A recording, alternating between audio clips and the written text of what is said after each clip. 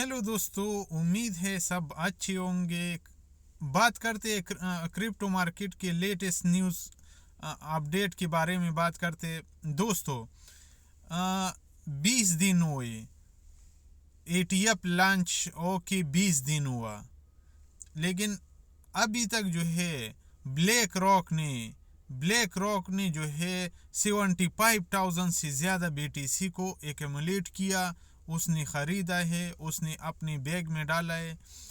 दोस्तों, जिस तरह black rock, I share, Fidelity, ये लोग जिस तरह का ख़रीद रहे, जिस तरह क्रेजी हो के ख़रीद रहे, दोस्तों वो टाइम दूर नहीं है कि सप्लाई, बिटकॉइन का सप्लाई चौक हो सकता है, शॉक आ सकता है। इसमें वो टाइम दूर नहीं है कि ये जो बिटकॉइन है, ये जो क्रिप्टो मार्केट है, ये एक बड़ा पंप कर सकता है, कभी भी कर सकता है।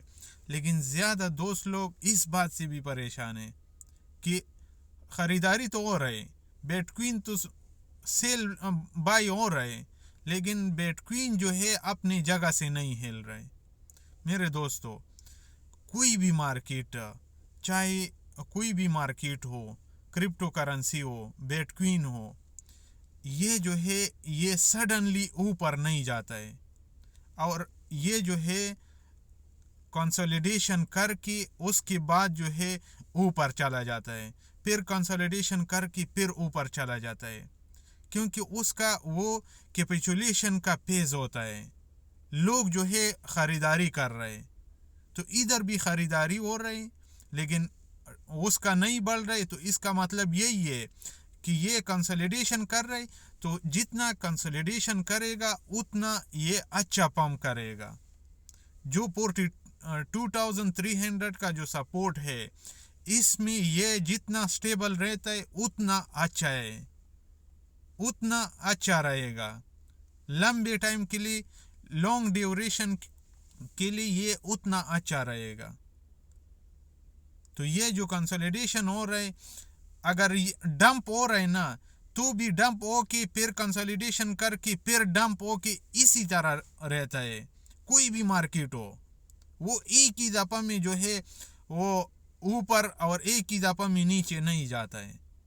तो इसलिए मेरा ये मानना है कि जल्दी जो है, जो हम लोग जो उम्मीद कर रहा था, जो हमारा एक्सपेक्टेशन था कि बिटकॉइन 35,000 तक आ जाएगा, जिस तरह प्री हलवीन के से पहला जो डंप होता है, 25%, 30% जो डंप होता है, हमने जो एक्सपेक्ट किया था कि 35,000 तक आएगा, ये नहीं आया। इसका मतलब यही हुआ कि ब्लैक रॉक और जो एटीएफ का जो बड़ी बड़ी वेंचर है, बड़ी बड़ी कंपनियां है, ये लोग जो है एक्यूमुलेट कर रही, बिटकॉइन को ख़रीदारी हो रही, इस वजह से ये ज़्यादा डंप नहीं हुआ।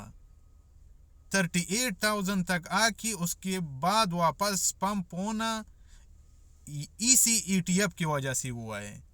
नहीं तो ये 32,000, 34,000, 35,000 तक इसने आना था।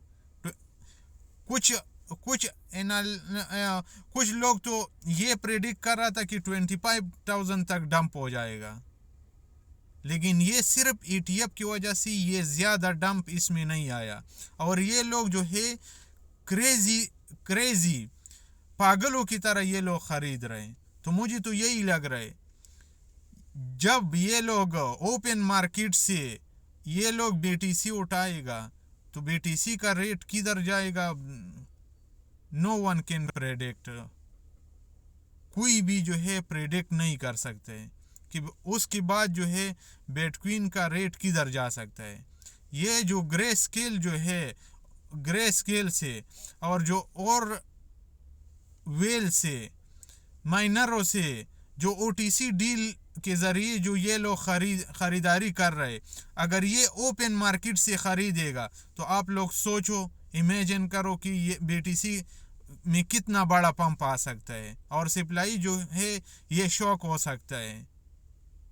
ये हलवीन जो 900 अभी जो सप्लाई में बिटकॉइन का ऐड हो रहा है डेली बेस के ऊपर, ये उसके बाद जो है 450 हो जाएगा और 65 डे रह गया।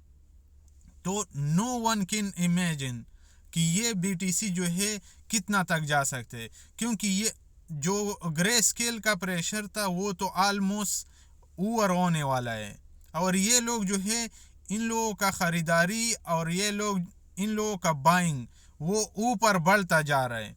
तो आप लोग इमेजिन करो कि कितना जल्दी जो है सप्लाई का शॉक आ सकता है, क्योंकि देखो हालवीन या हाफवीन जब आता है, क्यों उसके बाद 6-7 मंथ में क्यों ऊपर चला जाता है बिटकॉइन का प्राइस? हर एक हालवीन में इसी तरह हुआ है। क्यों इसी तरह होता है? क्योंकि सप्लाई शॉक हो जाता है। सप्लाई जो है वो अचानक से घट जाता है। उस टाइम 1 महीने में तो 2 महीने में बिटकॉइन के प्राइस के ऊपर कोई इफेक्ट तो नहीं कर रहे, लेकिन 7 मंथ में जो है बिटकॉइन का रेट डबल हो जाता है। तो एक तो सप्लाई का आधा होना, हाफ होना हालवीन के बाद, और दूसरा ये जो बड़ी बड़ी कंपनियां हैं, जो बड़ी बड़ी वेंचर कंपनियां हैं, इन लोगों का पागलों की तरह खरीदारी करना, बाइंग करना बिटकॉइन का, तो आप लोग सोच सकते हैं कि ये तो डबल हालवीन हो गया। ये तो बिटकॉइन के लिए जो है ये डबल मौज हो गया। ये तो डबल, मतलब पहला एक हाथ से जो है खरीदारी हो रहा था, अभी दोनों हाथों से खरीदारी हो रहा है। तो ये तो डबल हो गया, डबल प्रॉफिट हो गया बिटकॉइन के प्राइस के लिए। तो मुझे लग रहा है कि ये इसमें जो है इसमें बड़ा पंप आ सकता है, कभी भी बड़ा पंप हो सकता है ये। अगर हम लोग ये सोचे कि जब हालवीन हो जाता है उसके बाद जो है इसमें डंप आता है, तो मुझे उससे पहला लग रहा है कि ये 50,000 तक जा सकते हैं। उसके बाद ये फिर 42-43,000 के सपोर्ट पे फिर आ सकता है, फिर कंसोलिडेशन करके उसके बाद ऑल टाइम हाई के लिए हम लोग जा सकते हैं। इस मार्केट में इन्वेस्टमेंट करने से पहले खुद की रिसर्च करना ज़रूरी है। मैं कोई फाइनेंशियल एडवाइज़र नहीं हूँ। वो पैसा इस मार्केट में लगाओ, कल अगर वो ज़ीरो हो जाए तो आपकी लाइफ के ऊपर कोई इफेक्ट ना पड़े। शुक्रिया।